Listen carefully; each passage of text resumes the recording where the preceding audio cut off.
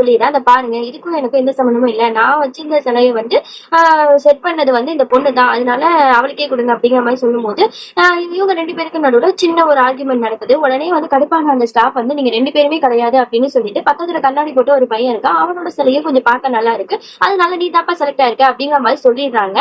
இத கேட்டோனே நம்மளோட ஹீரோயினுக்கு ரொம்பவே கஷ்டமாயிடுது. நம்மளால தானே வந்து ஹீரோ வந்து வின் பண்ணாம போயிட்டான் அப்படிங்கிற மாரி ஃபீல் பண்றா. அதோட அந்த சிலையெல்லாம் வந்து இடிச்சு இப்படி உடைச்சிட்டு இருக்கா. நான் மட்டும் இதுல ஜெயிச்சிருந்தா நல்லா இருந்திருக்கும். நானும் ஜெயிக்கல, அந்த ஹீரோவும் ஜெயிக்கல. எல்லாம் அப்படி சொதப்பிடுச்சு அப்படிங்கிற மாதிரி தனியா உட்காந்து புலம்பிட்டு இருக்க. இது எல்லாத்தையும் நம்ம ஹீரோ வந்து பார்த்துட்டு பின்னாடியே வந்து அப்படியே மெதுவா வந்து கேக்குறான். என்ன தனியா பேசிட்டு இருக்க அப்படிங்கிற மாதிரி கேட்க, பயத்துல அப்படியே அந்த சேத்துலயே போய் விழுந்துடுறா. அவ உடம்பு ஃபுல்லா அப்படியே சேராயிடுது. அடுத்த நாள் ஆகுது. நம்ம ஹீரோயினோட ஃப்ரெண்டுக்காரி 2 பேருமே பேசிட்டு போயிட்டு இருக்காளுங்க. அவ ஃப்ரெண்டுக்காரி வந்து அப்படியே பயமுறுத்திட்டு இருக்கா. இந்த பாருடி, அங்க ஒரு பாத்ரூம் இருக்கு. அந்த பாத்ரூம்ல போற எல்லாருமே வந்து அப்படியே வந்து செத்துடுறாங்க. உயிரோட திரும்பி வரவே மாட்டாங்க. ஐ திங்க் அங்க ஏதோ ஒரு பேய் இருக்கு அப்படிங்கிற மாதிரி சொல்லிட்டு இருக்காங்க. நீ அந்த சைடு போயிடாத அப்படி இப்படின்னு சொல்லிட்டு பயமுறுத்திட்டு இருக்கா. உடனே இவளுக்கு ஒரு பக்கம் பயம் இருந்தாலும் அதோட வந்து தெளிவா சொல்றா, அதெல்லாம் ஒண்ணும் இல்லடி, இந்த காலத்துல பேயாவது பிசாசாவது, இப்ப நானே போய் கட்டுறேன் பாரு அப்படின்னு சொல்லிட்டு அந்த பாத்ரூம் கதவை ஓபன் பண்ண. அங்க போய் பார்த்தோட பயங்கர ஷாக். ஏன்னா அது வந்து பாய்ஸ் பாத்ரூம் தான். எல்லா பசங்களும் யாண்டி அப்படின்னு சொல்லிட்டு ஷாக் ஆகி நிக்க. இவளுக்கு ஒண்ணுமே புரியல, ஐயோ மாத்தி வந்துட்டோமோ அப்படின்னு சொல்லிட்டு. ஏன்னா அந்த பாத்ரூமும் அந்த பேய் பாத்ரூம் சொன்னால அது ரெண்டுத்தையும் வந்து கனெக்ட் ஆயிருக்கான் ஒன்னா. அதனால இவ மாத்தி இந்த பாத்ரூமுக்கு வந்துட்டா. அந்த நேரத்துல நம்மளோட ஹீரோ வந்து, ஏய் நீ இருக்கீங்களா வர அப்படின்னு சொல்லிட்டு அவரோட டவலை தூக்கி அவ ஃபேஸ்ல போட்டு வெளில தள்ளி கதவை சாத்திடுறாரு. இவளுக்கு ரொம்பவே அசிங்கமா போயிடுச்சு. ஐயோ நம்மளை பத்தி எல்லாரும் என்ன நினைப்பாங்க அப்படிங்கிற மாதிரி. அந்த காலேஜ்ல வந்து பாஸ்கெட் பால் காம்படிஷன் வந்து நடக்க போகுது. அதுக்கு வந்து ஒரு பக்கம் நம்மளோட ஹீரோ வந்து நிக்கிறாரு. ஆப்போசிட் டீம்ல வந்து கரண் தான் வந்து இருக்கா. இவங்க 2 பேருக்கு தான் போட்டி நடக்குது. புதுசா ஒரு பொண்ணை காட்டுறாங்க. இவன் வந்து நம்மளோட ஹீரோ இருக்கால, அவனை வந்து ஒன் சைடா லவ் பண்ணிட்டு இருக்கா போல. இவன் வந்து கரண்டோட டீம்ல வந்து சேர்ந்துக்கிட்டு பெர்ஃபார்மன்ஸ் பண்ணலாம் அப்படின்னு சொல்லிட்டு முடிவு பண்றான். அப்பதான் லியாவோட ஃப்ரெண்ட்ஸ் வந்து சொல்றாங்க, பாருடி நீ வந்து அந்த ஹீரோ வந்து என்ன ஒன் சைடா லவ் பண்ணிட்டு இருக்க. ஆனா இதெல்லாம் செட் ஆகும்னு எனக்கு தோணல. ஏன்னா அவன் வந்து வேற ஒரு பொண்ணை வந்து லவ் பண்ணான்னு நினைக்கிறேன். அந்த பொண்ணுக்கு க்ளோஸா இருக்கிறதெல்லாம் நான் அடிக்கடி பார்த்திருக்கேன். அந்த பொண்ணோட கையில வந்து அவனோட டவல் கூட இருந்துச்சு அப்படின்னு சொல்லிட்டு இதெல்லாம் சொல்லிட்டு இருக்கான். அதாவது நம்மளோட ஹீரோ ஹீரோயின் இவங்க 2 பேரையும் ஒன்னா சேர்த்து வச்சு பேசிட்டு இருக்கா. உடனே இல்லையா சொல்றா, சேச்சா அப்படிலாம் ஒண்ணும் இருக்காது, நீ நினைக்கிறதுலாம் வந்து தப்பு, அப்படிலாம் இருக்க வாய்ப்பு இல்லை அப்படின்னு சொல்லும் போது உடனே வந்து கேண்டீன்ல வந்து போறாங்க. சொல்லிட்டு இருந்தா ஒரு பொண்ணு வந்து நீ லவ் பண்ற பையன் கூட க்ளோஸா இருக்கான்னு அந்த பாரு அவதான் அப்படின்னு சொல்லிட்டு நம்ம ஹீரோயினை கை காட்ட. அவளை பார்த்த உடனே இவ பார்க்க இன்னசென்ட்டா இருக்கா, இவ நல்ல பொண்ணு மாதிரி தான் தெரியுது, இவெல்லாம் வந்து லவ் பண்ண வாய்ப்பு இல்லை. ஒருவேளை லவ் பண்ணா ஹீரோ ஹீரோயின் 2 பேரும் ஒன்னா தானே வந்து சாப்பிட்டுட்டு இருக்கணும், அவங்க 2 பேரும் தனித்தனியா தானே சாப்பிட்டுட்டு இருக்காங்க, நீ நினைக்கிற மாதிரிலாம் இல்ல, ஃப்ரீயா வந்து பாத்துக்கலாம் அப்படிங்கிற மாதிரி நம்ம லியாவும் சொல்லிடுறா. அதை விட ஹீரோட ஃப்ரெண்டுக்காரன் ஒருத்தவங்க கேக்குறான், என்னடா மச்சான் ஒரு பெரிய நியூஸ் கேள்விப்பட்டேன், நேற்று என்னன்னா நம்ம பசங்க பாத்ரூம்குள்ள ஒரு பொண்ணு வந்துட்டானே, அவன் யாருடா அது அப்படிங்கிற மாதிரி கேட்க. இது எல்லாத்தையும் நம்ம ஹீரோயின் வந்து காதல வாங்கிட்டு அப்படி பயந்துட்டு இருக்கா. ஐயோ ஹீரோ வந்து எல்லாத்தையும் சொல்லிடுவானோ, நம்ம மானம் எல்லாமே போதே அப்படிங்கிற மாதிரி பயந்துட்டு இருக்க. உடனே ஹீரோ சொல்றா, அதெல்லாம் ஒண்ணும் இல்ல, அந்த பொண்ணு யாருன்னு எனக்கு தெரியாது, நான் பேச சரியாவே பாக்கலடா அப்படிங்கிற மாதிரி வந்து சும்மா போய் சொல்லிட்டான். அப்பதான் நம்ம ஹீரோயினுக்கு ரொம்பவே வந்து சந்தோஷமா இருந்தா, அப்பாடா நம்மளை வந்து கூட்டு கொடுக்காம நம்மளை காப்பாத்திட்டானே அப்படின்னு சொல்லிட்டு. அடுத்த நாள் வந்து அவங்களோட கிளாஸ்ல வந்து ஒரு அனௌன்ஸ்மெண்ட் வந்து பண்றானுங்க. இந்த மாதிரி வந்து ஸ்போர்ட்ஸ் டீம்ல வந்து பாஸ்கெட் பால் பிளேயர்ஸ்க்கு வந்து பசங்க மட்டும் இருந்தா பத்தாது, பொண்ணுங்க 3 பேரும் வந்து கலந்துக்கணும். அதுல நம்ம கிளாஸ்ல யாருக்கெல்லாம் இன்ட்ரெஸ்ட் இருக்கோ அவங்களாம் வந்து சொல்லுங்க, நம்ம செலக்ட் பண்ணிக்கலாம் அப்படின்னு நம்ம சொல்லும் போது எந்த பொண்ணுங்களுக்குமே இன்ட்ரெஸ்டே இல்லாம இருக்கானுங்க. அதுவும் நம்மளோட ஹீரோயினோட ஃப்ரெண்டு 2 பேருமே வந்து ஐயோ நம்ம வேணாப்பா எஸ்கேப் ஆயிடலாம் அப்படின்னு பயந்துகிட்டே நிக்கிறாளுங்க. அப்போ ஒரு பையன் வந்து ரேண்டமா 3 பொண்ணுங்களை வந்து செலக்ட் பண்றான். அதுல வந்து நம்ம ஹீரோயின் ஃப்ரெண்டு 2 பேருமே இருக்காங்க. எங்களுக்கும் பாஸ்கெட்டுக்கும் ரொம்ப தூரம், எங்க 2 பேருக்கும் வந்து அந்த அளவுக்கு தெரியாது, எங்களை எதுக்கு இப்ப சேர்த்து விட்டு அப்படின்னு கேட்கும்போது, வேற வழி இல்ல, நம்ம காலேஜுக்காக நம்ம டீமுக்காக இதெல்லாம் வந்து கலந்துக்கிட்டு தான் ஆகணும் அப்படின்னு. பாஸ்கெட் பால் டீம்ல வந்து நீங்களும் இருக்கீங்க, இதுல வந்து டீம் லீடரா நம்மளோட ஹீரோ தான் இருக்கான், அவன் தான் வந்து உங்களுக்கு வந்து கோச்சிங் எல்லாம் வந்து கொடுப்பான், உங்களுக்கு பிராக்டிஸ் கொடுப்பான் அப்படிங்கிற மாதிரி சொல்லும் போது இவங்களுக்கு எல்லாம் ஒண்ணுமே புரியல. அதோட அடுத்த நாள் வந்து பிராக்டிஸ் பண்றதுக்காக ஹீரோயின் எல்லாம் வந்துடுறா. இருந்தாலும் வந்து அவளுக்கு சுத்தமா வந்து பாஸ்கெட் பால் எப்படி விளையாடணும் கூட தெரியல. அதுவும் ரொம்பவே ஷார்ட்டா இருக்கிறதுனால அந்த பாலையும் அவனுக்கு வந்து பிடிக்க முடியல. ரொம்பவே வந்து கட்டையா இருக்கிறதுனால அவனால கேட்ச் பண்ண முடியல, எதுவுமே பண்ண முடியல. அவன் ரொம்ப சோர்வா இருக்கா. அவளுக்கு வந்து அந்த அளவுக்கு இன்ட்ரெஸ்டே இல்லாம விளையாடிட்டு இருக்கிறத பார்க்கும்போது ஹீரோக்கு செம்மையா காண்டு வருது. உடனே வந்து அவன் திட்டான், அவனுக்கு வந்து நான் எவ்வளவு நேரம் வந்து இந்த மாதிரி பிராக்டிஸ் கொடுத்துட்டு இருக்கேன், ஆனா நீ கொஞ்சம் கூட வந்து இன்ட்ரெஸ்டே இல்லாம பண்ணிட்டு இருக்க, உன் ஃப்ரெண்டு கூட வந்து ஓரளவு நல்லா பிராக்டிஸ் பண்ணிட்டு இருக்கா, நீ என்னதான் நினைச்சிட்டு இருக்க அப்படி இப்படின்னு இவன் திட்டிட்டு இருக்கா. அதை விட வந்து இல்ல நான் வந்து கொஞ்சம் கொஞ்சமா கத்துக்கிறேன் அப்படின்னு சொல்லிட்டே அங்கிருந்து போயிட்டு இருக்கும்போது லியா வந்து தெரியாம ஹீரோயின் மேல மோத அவளோட கையில இருந்த தண்ணில அப்படியே அப்படியே நம்ம ஹீரோயின் மேல ஊத்திடுது. அவளோட ட்ரெஸ் ஃபுல்லா அப்படியே வந்து தண்ணியா ஆயிடுது. இதை நம்ம ஹீரோ பார்த்துட்டு உடனே அவர் போட்டிருந்த சட்டையை கழட்டி அவன் மேல போட்டு விடுறாரு. நீ போய் மாத்திட்டு வா அப்படிங்கிற மாதிரி சொல்லி அனுப்பி வைக்கிறாரு. இதெல்லாம் பார்க்கும்போது லியாக்கே ரொம்பவே வந்து கோவம் வந்து பொசசிவ்னஸ் ஆகுது.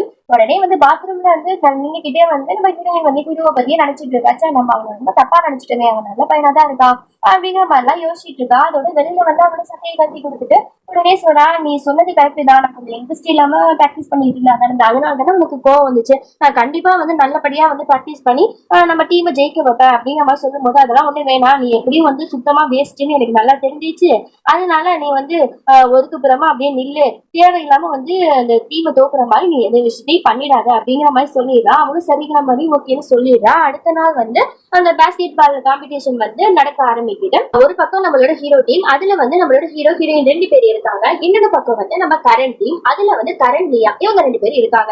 இப்படிதான் வந்து இந்த காம்படிஷன் வந்து ஸ்டார்ட் ஆகுது. நம்மளோட ஹீரோ டீம் தான் சூப்பரா வந்து ப்ளே பண்ணிட்டு செமையா விளையாண்டுட்டு இருக்காங்க. நம்ம ஹீரோயினோட ஃப்ரெண்டு வரைக்கும் செமையா வந்து கோல்லாம் வந்து போட்டுட்டு இருக்கா. பக்காவா எல்லாமே போயிட்டு இருக்கு. அப்ப லியாவோட ஃப்ரெண்டு 2 பேரும் வந்து என்ன பண்றானுங்க, வேணும்னே நம்ம ஹீரோயினை வந்து இடிச்சு தள்ளிட்டு போயிடானுங்க. அவளுக்கு லைட்டா அடிப்பட்ட மாதிரி இருக்கு. இதை வந்து ஹீரோ அப்புறம் கரண் 2 பேருமே அவளுக்கு என்ன ஆச்சு தெரியல அப்படின்னு சொல்லிட்டு பாத்துக்கிட்டே இருக்கானுங்க. இன்னொரு பக்கம் நம்மளோட கரண் வந்து நம்ம ஹீரோயின் கழுத்துல ஒரு பர்த் மார்க் இருக்கு, அதை பார்த்துட்டு அப்படியே ஷாக் ஆகி அப்படியே பாத்துட்டு இருக்கான். இதே பர்த் மார்க் தானே நம்ம சின்ன வயசு ஃப்ரெண்டு வந்து இருந்துச்சு, சோ அவளும் இவரும் ஒண்ணுதானா அப்படிங்கிற மாதிரியே வந்து ரொம்ப நாளா அவனுக்கு ஒரு டவுட் இருக்குல்ல. சோ இதை வந்து கன்ஃபார்ம் பண்ற மாதிரியே இது இருக்கிறத பார்த்தோம்னா அவனுக்கு வந்து என்ன பண்றதே தெரியல, யோசிச்சிட்டே இருக்கான். அப்படி விளையாட கூட இல்லாம அப்படியே பாத்துட்டு இருக்கான். அதனாலயே என்னமோ அவன் வந்து கோல் வந்து பாஸ் பண்ணாம விட்டுறான். உடனே அவன் ஃப்ரெண்டுக்கார வந்து திட்டுறான், என்னடா நீ என்ன யோசிச்சுட்டு இருக்க, விளையாட வந்து பார்வையிடா அப்படிங்கிற மாதிரி சொன்னோன்னு தான் அவன் வந்து நினைவுக்கே வரான். அதே உடனே அவன் ஹீரோயின் பக்கத்துல போயிட்டு நீ நல்லா இருக்கல, எந்த பிரச்சனையும் இல்லை அப்படிங்கும் போது நான் நல்லா இருக்கேன் அப்படின்னு சொல்லிட்டு ஹீரோ பக்கத்துல போறான். இந்த மாதிரி நான் ரொம்ப நேரமாவே சும்மா தான் நின்றுட்டு இருக்கேன், ஒரே ஒரு பாலையாவது என்கிட்ட பாஸ் பண்ண ப்ளீஸ் அப்படிங்கிற மாதிரி ரிக்வஸ்ட் பண்ணி கேட்கும்போது இவனுக்கு ஒரு மாதிரியா இருக்கு. ஓகே நான் பாஸ் பண்றேன் அப்படின்னு சொல்லிட்டு விளையாட ஆரம்பிக்கிறாங்க. வேணும்னே என்ன பண்ணா நம்மளோட ஹீரோ வந்து ஹீரோயின் கிட்டே வந்து ஒரு பாலை வந்து பாஸ் பண்றா. அவ கேட்டுட்டான்னு சொல்லிட்டு அவளும் வந்து அழகா வந்து கோல் போட்டுடுறா. ரொம்ப எக்ஸைட்டிங்கா நான் வின் பண்ணிட்டேன், கோல் போட்டுட்டேன் அப்படின்னு சொல்லிட்டு கத்திட்டு இருக்கா. பக்கத்துல எல்லாரும் காண்டாயி இப்படி பாத்துட்டே இருக்காங்க.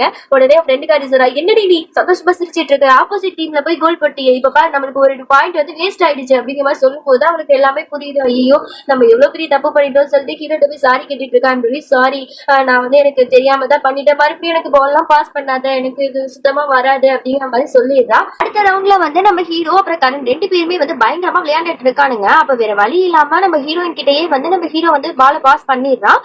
அப்ப பார்த்தா நம்ம ஹீரோயின் கரெக்டான நேரத்துல அந்த கோலையும் வந்து போட்டுடுறா. ஒரு வழியா நம்மளோட ஹீரோட டீம் வந்து வின் பண்ணிடுது. இதை பார்த்தோன்னே எல்லாருக்கும் பயங்கர சந்தோஷமா இருக்கு. ரெண்டும் ஹீரோவும் பேசிட்டு இருக்கும்போது ஒரு பையன் வந்து கேட்கிறான், நீ யாரையாவது லவ் பண்றியாப்பா அப்படின்னு சொல்லிட்டு. அதுக்கு வந்து இந்த லவ்வுக்கு நமக்கு செட் ஆகாது, லவ் பண்ண ஆரம்பிச்சா நம்ம வீக் ஆயிடுவோம், அதனால நான் லவ்லாம் யாரையும் பண்ணல அப்படிங்கிற மாதிரி சொல்லிடுவான். இதை வந்து லியாவோட ஃப்ரெண்டு வந்து 2 பேருமே வந்து கேட்டுட்டு இருக்கானுங்க.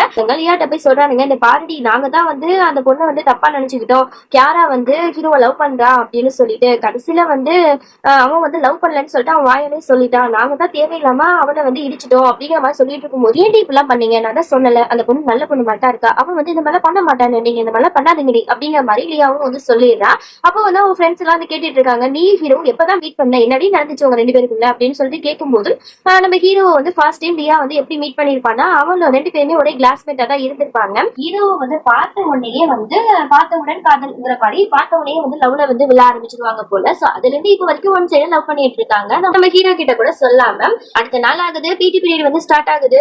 நம்ம ஹீரோயினோட கிளாஸ்ல எல்லாருமே ரெடியா நிக்கும் போது ஹீரோயின் மட்டும் லேட்டா வர. இதை பார்த்தோன்னா பிடி சார் ரொம்பவே வந்து கடுப்பாராரு, நீ என்ன நினைச்சிட்டு இருக்க, எல்லாருமே வந்துட்டாங்க, நீ மட்டும் லேட்டா வந்திருக்க, உனக்கு பனிஷ்மெண்ட் தருவேன், ஸ்போர்ட்ஸ் ரூமை வந்து நீ தான் கிளீன் பண்ணணும் அப்படிங்கிற மாதிரி சொல்லும் போது உடனே கரண் வரா, சார் நான் வந்து ஸ்போர்ட்ஸ் டீம்ல தானே இருக்கேன், நான் வந்து இன்னைக்கு தான் வந்து கிளீன் பண்ணணும், சோ அதனால நானும் இந்த பொண்ணு கூட சேர்ந்து கிளீன் பண்றேன், இது வந்து உங்க பர்மிஷன் கொடுத்தா ஓகே சார் அப்படிங்கிற மாதிரி சொல்லும் போது சரி 2 பேரும் போய் பண்ணுங்க அப்படிங்கிற மாதிரி சொன்ன உடனே இவங்க 2 பேரும் வந்து ஒன்னா வந்து கிளீன் பண்றதுக்கு போறாங்க. நம்ம கரண் வந்து அடிக்கடி நம்ம ஹீரோயின் பக்கத்துல நெருங்கி போறான். இது எல்லாத்துலயுமே தூரத்துல இருந்து ஹீரோவும் பார்த்துட்டு தான் இருக்கான். அவனுக்கு ஒரு மாதிரியாவது எல்லா வேலையும் இழுத்து போட்டுட்டு கரணே பண்ணிக்கிட்டு இருக்கான். நம்ம ஹீரோயின் எந்த வேலையுமே பண்ண விடல, ரொம்பவே ஸ்வீட்டா இருக்கா. இவன் வந்து என்னடா இதுக்கெல்லாம் பண்றான்னு சொல்லிட்டு இவன் அவாய்ட் பண்ற மாதிரியே போயிட்டு இருக்கா. அப்ப வந்து கரண் கேக்குறான், என் பேச நல்லா பாரு, உன்னோட சின்ன வயசு ஃப்ரெண்டு யாராவது வந்து என்ன மாதிரியே இருந்தாங்களா அப்படிங்கிற மாதிரி போட்டு வாங்குற மாதிரி கேக்குறான். உடனே இவன் நல்லா பார்த்துட்டு அப்படிலாம் ஒண்ணும் இல்ல, எனக்கு வந்து சின்ன வயசுல எந்த ஃப்ரெண்டும் இல்லை அப்படிங்கிற மாதிரி சொல்லிட்டு போயிடுறான். இவன் வந்து அப்பயும் வந்து அதை பெருசா எடுத்துக்காம 2 பேரும் வந்து ஒன்னாதான் வந்து ஸ்போர்ட்ஸ் ரூம்லாம் வந்து கிளீன் பண்ணிட்டு இருக்காங்க. அப்ப இவ வம்பு வளர்க்குற மாதிரி ஒண்ணு பண்ணிட்டு இருக்கான். இந்த மாதிரி நீ ரொம்ப வெயிட் கூட போட்ட மாதிரி இருக்கே, நீ நல்லா குண்டாயிட்ட அப்படிங்கிற மாதிரி நம்ம ஹீரோயினை பார்த்து சொல்ல உடனே அவன் ஷாக் ஆறா, என்ன சொல்ற, நான் குண்டாயிட்டேன், நான் வெயிட் மிஷின்ல போய் பாக்குறேன் அப்படின்னு சொல்லிட்டு வெயிட் போய் பாக்குறா. எப்பவுமே அவன் 40 கிலோ தான் இருப்பானா, இப்ப பார்த்தா 80 கிலோல வந்து காட்டுது. ஐயோ சொன்னது உண்மைதானா, நம்ம வெயிட் போட்டோமா அப்படின்னு நினைச்சிட்டு பின்னாடி திரும்பி பாக்குறா.